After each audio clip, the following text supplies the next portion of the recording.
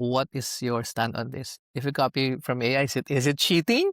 Or just because there is an argument that I was the one who prompted, so it's still my idea. So what's your stand on that? Is it plagiarism? For example, we yeah. If is it for academic purposes? Mhm. Academia has its own standard. If you're Okay. writing a work report, if you're doing something for a community organization, I think it's different how you evaluate that. So if you're doing it under academic standards, the rules are going to be pretty clear that in academia, it says they want original work. So if you're writing a paper, the university is looking for original work. So I don't think using AI is you can do, to generate the whole paper or manuscript, you know. Mhm. But I think if you're doing it for commercial purposes, if you're doing it, like I said, for a report and it's based on your information. So one example I'll use, like I might have a report I want to put together, I have statistics. I've already written a draft of what I have Yeah. to say. And if I use AI and it goes in and it elaborates more on some of the points that I made, I don't consider that cheating because the original Mhm. draft came from me. AI has helped me Okay. to shape my ideas, state things maybe clearer or to emphasize certain things without being rude, but having a professional tone. So I think when you come to cheating or plagiarism, it depends on the environment in which, or who's your audience. That's the simplest way to put it. Who's the audience that's receiving that information?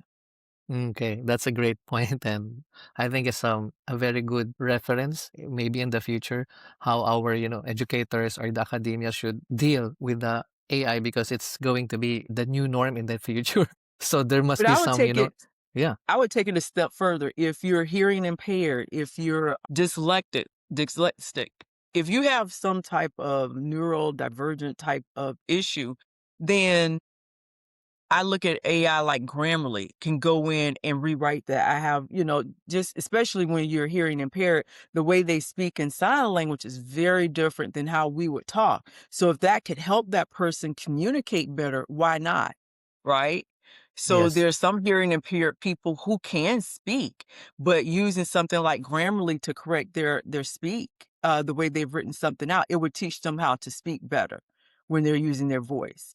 It won't change how they're signing, but it'll change how they speak and use their voice. So that's why I say AI as a tool, right? Nice. So if you That use, general AI, like a open AI tool, and you put your content and say revise this, and you're hearing impaired, it's going to come out clearer. Or if the hearing impaired person say write an email about such and such, it's going to help them communicate so much better than okay. if they had to go to tutorings. So you can use AI as a tutor, especially with people who might have difficulty in reading or speaking. Use it as a tool.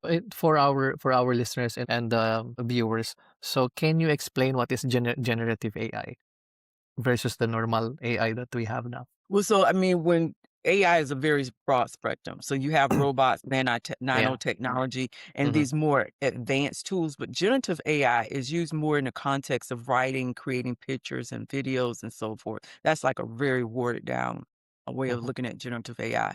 So the things that I'm speaking about, they're talking about writing tools. Or so like I like to say, I am Alyse Jordan, right? I'm not an avatar. So you have Mhm. AI where that I particularly like, I think it's a great tool for teaching. You have a picture sort of like what I am now. I write my script and it will record my voice. And so I can put my script in and it will repeat it. To me, that's a great way of being productive, especially if I'm teaching a class. So if I've already Mhm. written my lecture, I put it in the avatar and it'll go back and create that video for me for class.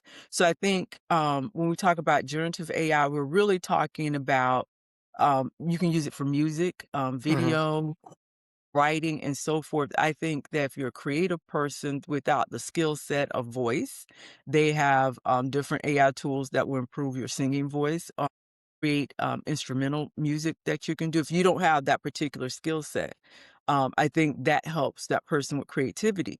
But at the same time, there are people who do that for a living. Graphic designs, you can use generative Mhm. AI. Like I wanted to create a logo. So now instead of paying someone $150 to create a logo, you can go into AI and it might be $9.99 a week and you create your logos or something like that, Yeah. right? Correct. So it is helping people who may not have their own money to pay a graphic designer, but to take someone who wants to start a business and talking about reducing the startup costs for that. So generative AI to me is just a tool to assist with writing, videos, emails, and things like that. More of the written text, the videos, music, art,